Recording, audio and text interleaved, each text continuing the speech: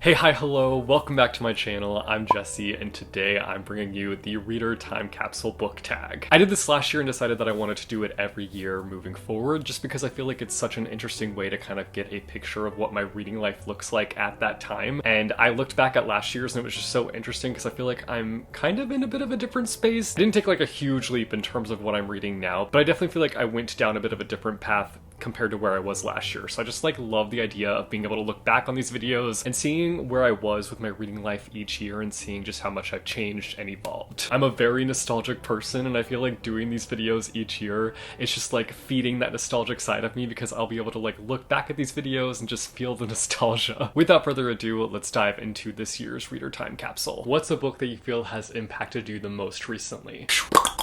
Everyone in this room will someday be dead. I think the thing that impacted me the most with this book was just seeing a character display their journey with anxiety. That was just incredible for me and relatable. Let's be very clear here, very relatable. This book, I was like, oh my god, I feel seen. If people read this after I recommend it, they're gonna know a lot about me and my journey with anxiety. Let's be clear here though, like me and this main character, while I did relate to her anxiety is a lot more overwhelming than mine is. There were just moments where I felt fully understood, and sometimes that can be impactful. That can make you feel less alone in your own journey, feeling like somebody else is also on this journey that you've been on. That can be very impactful and also just like something very comforting. Even though I wouldn't say that this is a comforting book by any means, but I do feel like if you're somebody who faces anxiety and deals with that kind of stuff, this book will be comforting to you. Comfort in the fact that it reminds you that you're not alone. This is also a book that like does bring up a lot of really big questions. Why do I exist? Why am I here? It questions death, complicated family relationships, the workplace environment, your coworkers. I would say it's a book almost about kind of like trying to make sense of the world and also trying to find your place within the world. Those two things while also dealing with anxiety. And if you know anything about that pairing, anxiety and making sense of the world, you know it's not the most iconic pairing. It's not the most easy read, but I definitely feel like if you're somebody who suffers with anxiety, this book can be a little bit triggering in that area, I guess you could say. But I also feel like it's a read that's worth it at the end of the day. Like, I feel like you will find solace in this novel. What's the book that you've loved the most recently? I feel like a broken record in talking about this book specifically because I've talked about it so much recently, but like when you find a book that you love, like you just want to shout its praises. Like you want to get on that rooftop and just be like, everybody in this neighborhood, listen up.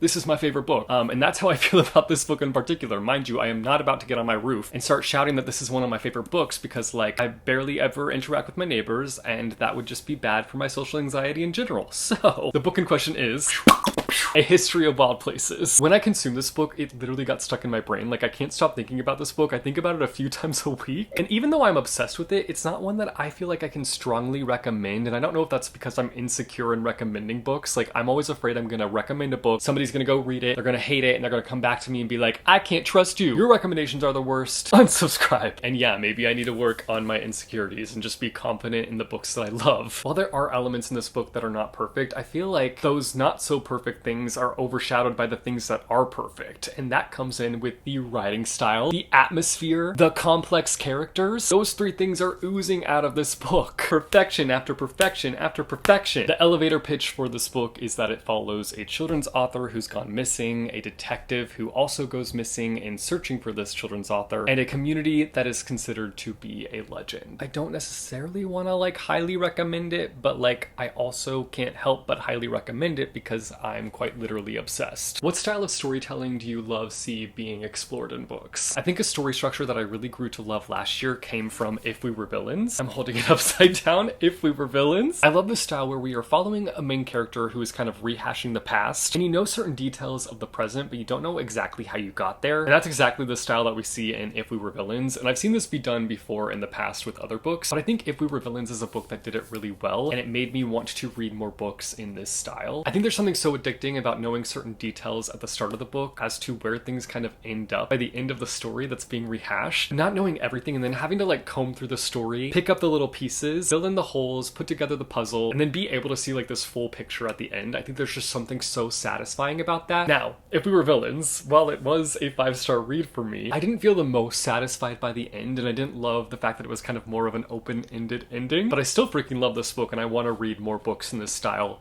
pronto. Like, give it to me. Give me the recommendations. A character rehashing the past. Drop your recs down below in the comments. What's your current favorite genre? I think my most read genres from last year were nonfiction, which I know that people argue that nonfiction itself is not a genre, rather a category, but I'm on the side of it being a genre. Unless you want to bring up your arguments as to why it's not a genre and rather a category, then I will listen with open ears, with an open mind, and I will see how I feel. But again, I'm on the side of it being a genre, and the other two were romance and portal fantasy. Truthfully, I think my favorite genre right now, or the genre that I'm just like really excited about and just like feel good feelings about, feel the good vibes about, is in fact nonfiction. I had my eyes open to the potential that it has last year, and I'd like to keep going down that lane. I am the type of person that like kind of hyper fixates and consumes too much of one thing, so I am afraid of like consuming too many nonfiction books and becoming burnt out. So I'm gonna try to like take it slow and steady, do my best to take it slow and steady, because like I said, I hyper fixate, and when I like something, I like consume.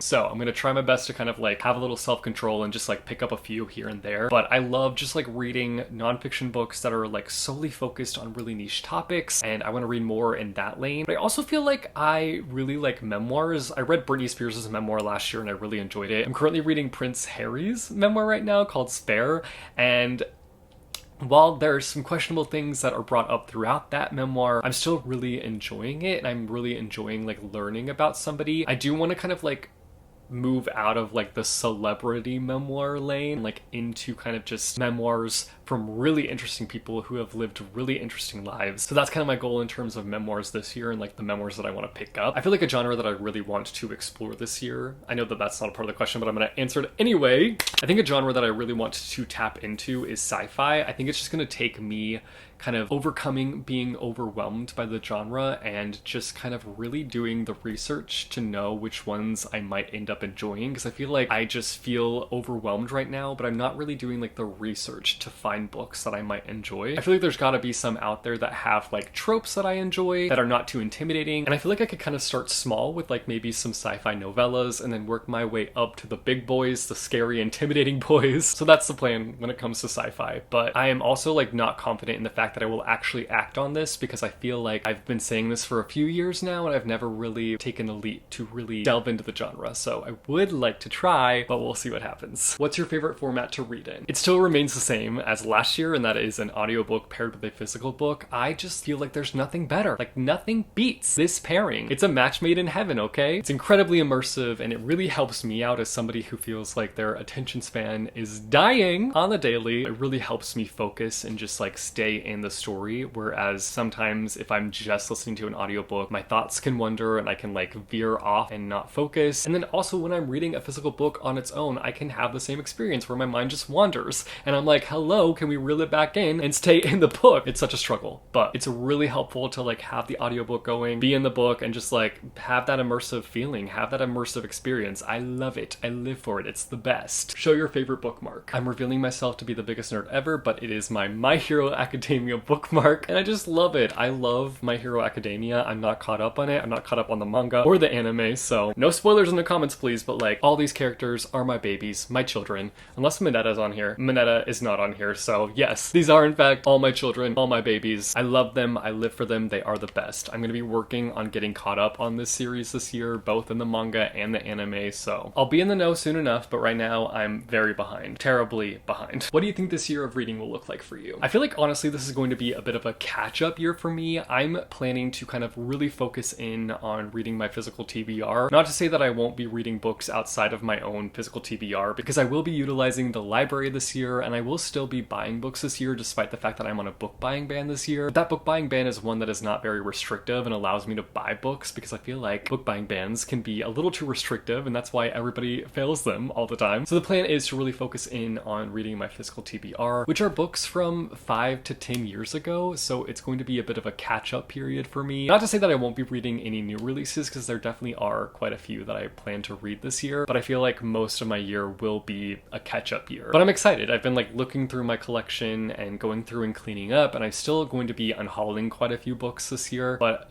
I've been looking at books and being like, oh my god, I forgot that I have that book. I need to read that. I want to read that. And like, I've been feeling that excitement come back for books that I've had for a long time. And I think that that is a good thing. I think that there's this fear that like I will lose interest in a lot of my books. And I feel like that will happen with some of the books that I have. But I think that there are books that I have that I'm still excited about. And it's nice to like still feel that excitement come back when I pick up books that I haven't read yet that came out years and years and years ago. What's the video that you're most proud of that you made in the last year? I know the answer to this one that came right to mind, and that is the impact of books. A video I did last year was a sponsored video, but like I put so much of my heart and soul into that video. And I feel like it's one of those videos where it didn't do very well, but I also didn't care that it didn't do that well. Like obviously a sponsored video, you want it to do well.